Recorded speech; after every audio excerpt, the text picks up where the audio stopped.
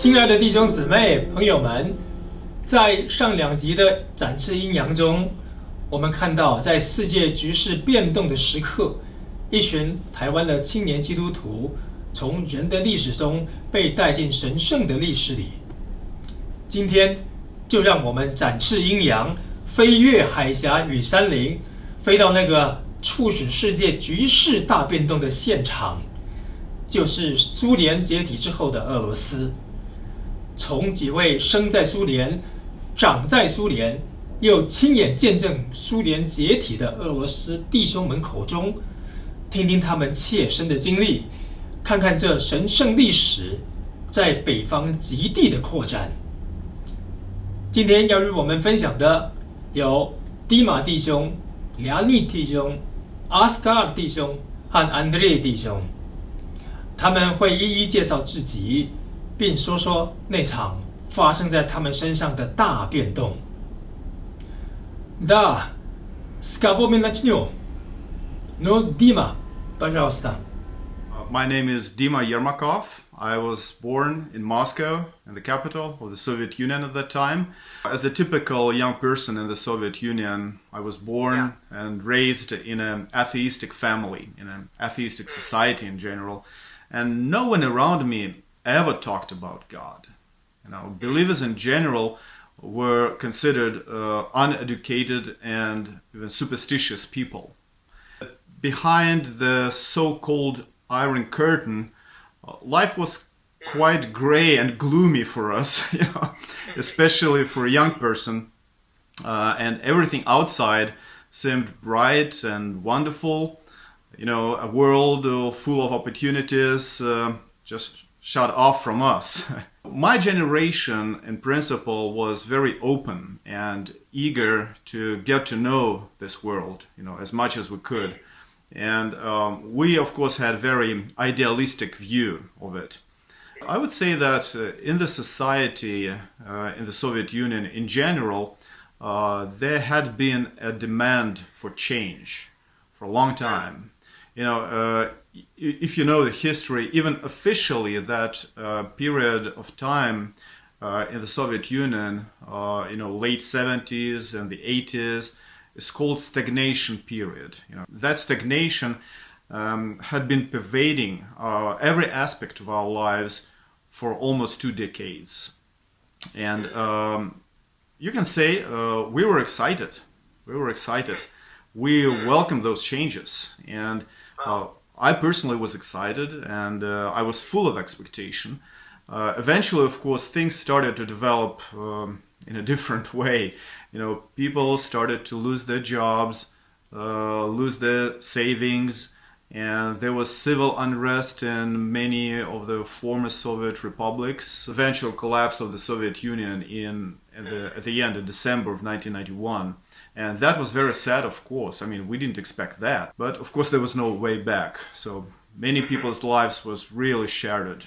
I just started to notice that people whom I respected deeply, and they definitely were not uneducated rural folks, now they openly speak about their faith in God. That was a shock. That was astounding to me. And I also began to consider seriously the meaning of my human life. I was about 20 years of age at that time, so I wanted to know what the goal of my human life is and what's the end of it. Then in October of 1990, that was exactly 1 year before the first co-workers came to Moscow to preach the gospel. At that time, I personally met some Christians for the first time in my life. Can you imagine that? First Christians in my life. Well, I was 20. I was in my 4th year in college. So we studied for 5 years here, so that was my 4th year. And my school was the Foreign Languages University, and my major was translation. I received a call from my classmate saying that there was another Christian group in town hiring translators. So he gave me a phone number. So I called right away, and I was invited for an interview that very day. So I went, and indeed that was a very short interview. They only had 3 questions. First one, are you a believer? So I said yes, and they were very happy about it. The second question was, can you start tonight? And I said yes. And the third question they had was, do you have a tie? I said yes. So I was hired. Of course, the Bible was in high regard and demand. Few people owned it, and everyone wanted to have it, to see what's there. So the co-workers, that first group, they were sent to Russia by Brother Witness Lee in a very timely way. It was really a short window of opportunity when people were so fresh and open and new.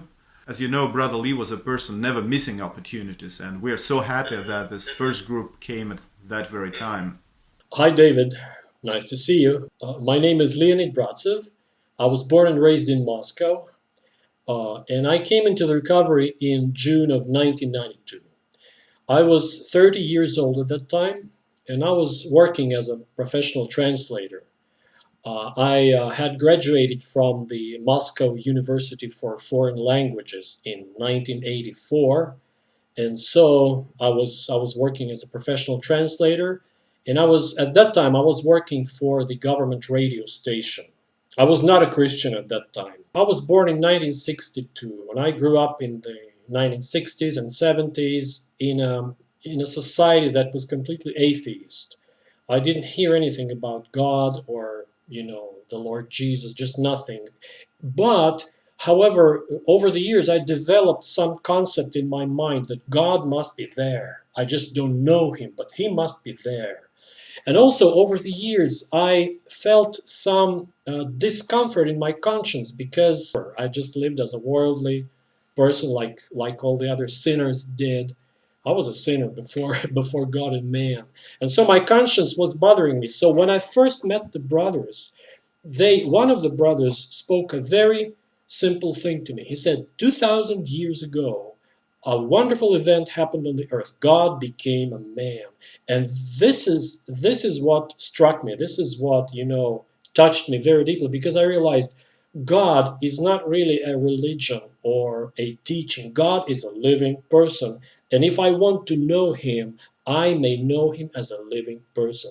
And so I came across an advertisement in the spring of 1992, and the advertisement said that a Christian mission was looking for translators and interpreters.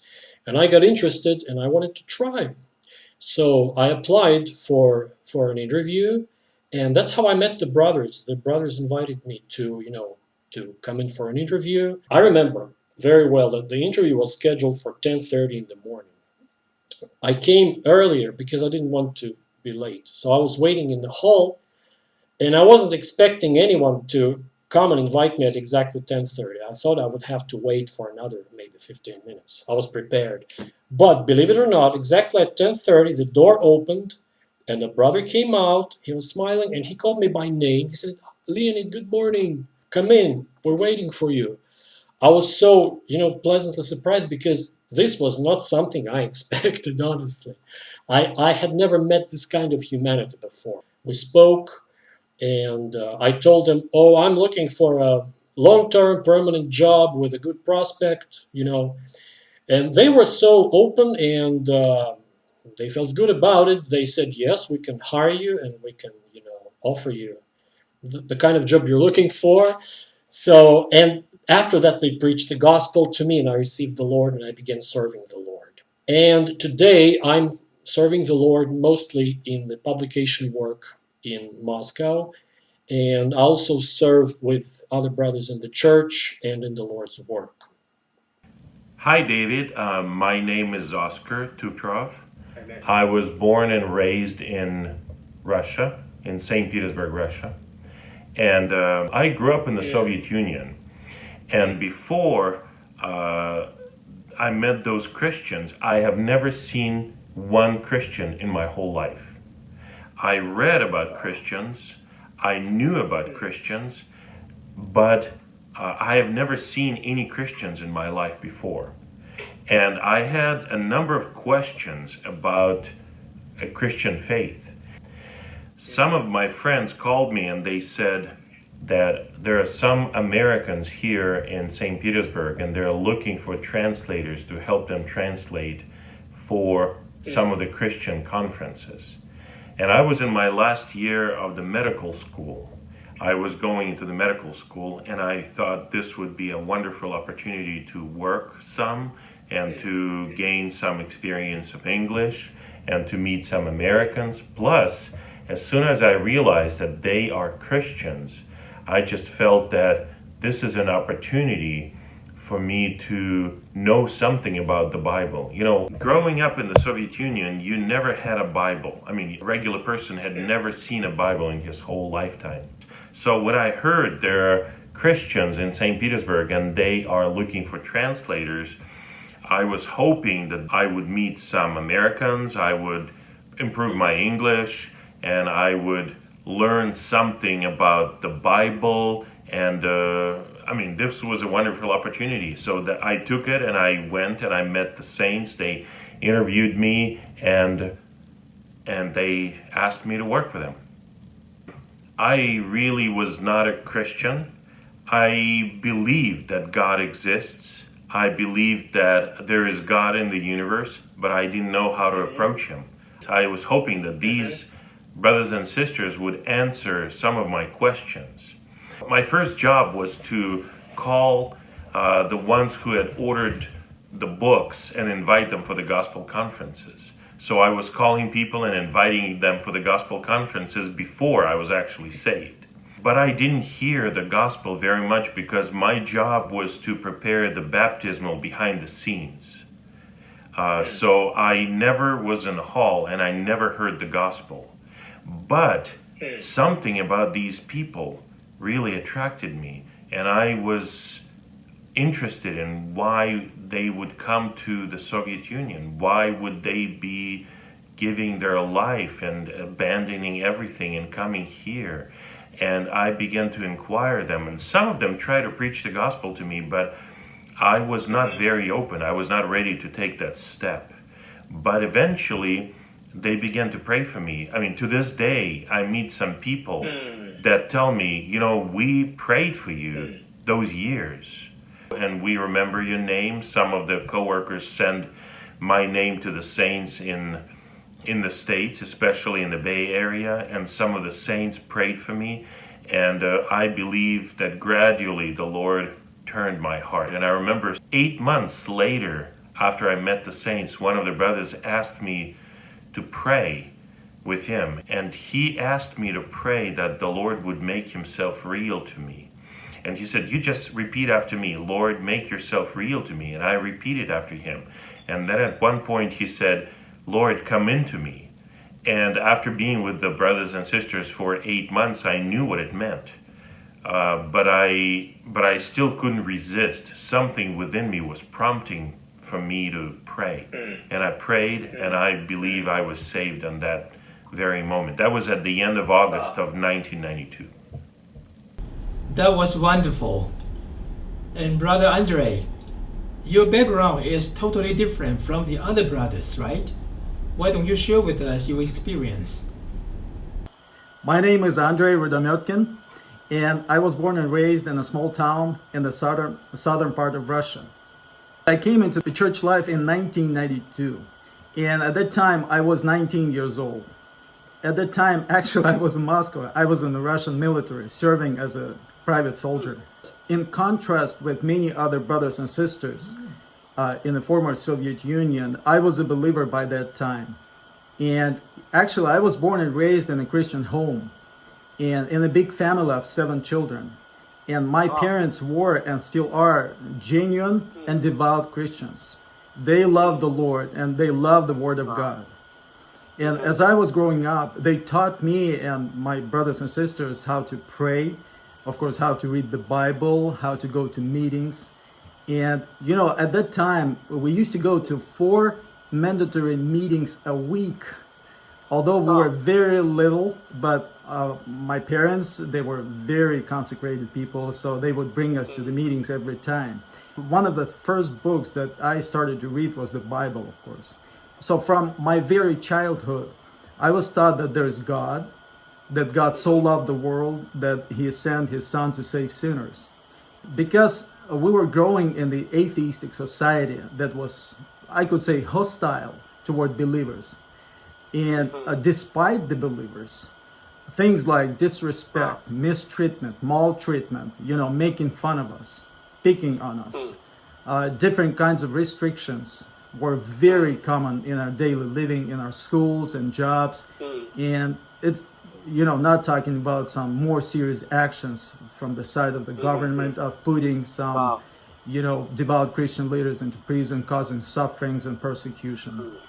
And all my relatives and friends were among believers. And I was growing up in this kind of secluded society of Christians. We were indifferent to politics and even to higher education. We considered that a part of the worldly evil system. But when I met the brothers, I was a Christian, I was a believer. Actually, I was quite a conservative Christian and quite, serious toward the Lord. In 1989, my father, being a seeking Christian, he got some ministry books like The Economy of God, The Knowledge of Life, for a period of about 2 weeks, after which he was supposed to pass these books on to the other believers, seeking Christians. And because my father, very much respected Brother Nee, and after he got those books by Brother Lee, he heard that Brother Lee was a co-worker of Brother Nee. So he wanted to read those books. And he actually recommended these books to me to read. So I read a portion from The Economy of God. And that portion really touched me. Brother Lee talks about the 3 parts of man and how they are related to the triune God. I was so impressed because before that I had never read anything like that. So eventually, that produced in me such a hunger for some more deeper spiritual things and experiences. And there was a brother, he began to invite me over to his house. One day I saw on his bookshelves these books, The Economy of God, The Knowledge of Life, and I wanted to get those books. And I asked him, where can I get them? So he told me about the church in Moscow. He gave me the address and I went to one of the meetings. And it was my first stable meeting, I remember. Of course, a lot of things were different from what I was used to, but I was so touched by the spirit of the meeting, the enjoyment of the saints, and especially by the prophesying of the saints and even some older sisters. They would stand up and share some things that were just fully and absolutely capturing to me, because I thought these older ladies, these older sisters were more knowledgeable and more eloquent than all the preachers in my denomination. Anyway, that was really, really touching. And then afterwards, of course, I began to get to know more brothers, more, saints, and then they began to invite me to different meetings and the gospel meetings and so on. And then later, of course, I went to the full-time training. I was 19 years old. Thank you, brothers. Now, please also share with us your observation and your impression toward the co-workers and their gospel. And also, what was the reaction of the Russian people toward the co-workers and their gospel at that time? There were 5 weeks of gospel conferences, 6 days every week. And during some of these weeks, the co-workers held the meetings in 2 or even 3 places simultaneously. And these were some of the largest halls in Moscow, each having over 1,000 seats. Very soon, these halls began to be filled with people every night. These co-workers plus their translators would just go out to the street with the invitation tracts and just compel people to come. We're shouting in Russian, "Gospel conference, free New Testament." People would go in. People would go in and fill the seats. It was so exciting. It was so joyous to see these people in 2 hours coming out, with happy faces, shining, very often with their hair wet after baptism, holding this first New Testament in their life. And the atmosphere in the hall, when the brothers shared the messages, then asked people to stand up to pray to receive the Lord. And you imagine, the entire hall, hundreds of people standing up to pray. Then the brothers call them to be baptized. All this was absolutely captivating. Especially the area around the pools set for baptism. I don't have the language to describe that atmosphere. I would say that the Spirit's presence was almost tangible. Yes, that's true. I observed a lot of Russian people open to the Lord, receive the Lord, and being baptized. And this was quite logical, because for many decades, the Russian people had lived under communism, and that was a completely atheist society, and people knew nothing about God. And in the early 90s, and actually in the late 80s, in the early 90s, when things began to change in economy and politics, life had become so uncertain. The ideals, the ideology of communism was going down, was crumbling. And especially for the older generation. The older generation always hoped that one day they would be living in a perfect society. This is what they were taught in school, and this is what they had given their lives to, their whole lifetime. Then all of a sudden, it just collapses, and no more perfect society, no more prospect, no more future. So it was I would say, a shock for the older generation. And at this time, the gospel comes in. I don't know if this is a good time, I could give you one example of how we had a gospel conference in January of 1993, and we rented the largest movie theater in Moscow for that conference. And that movie theater seated 2,000 people. It was a 2-story movie theater. One evening we were having the gospel conference there, and I was translating. So when we stood up and we went to the podium, and I could look at the audience, and I could see that the whole theater was full. It was full.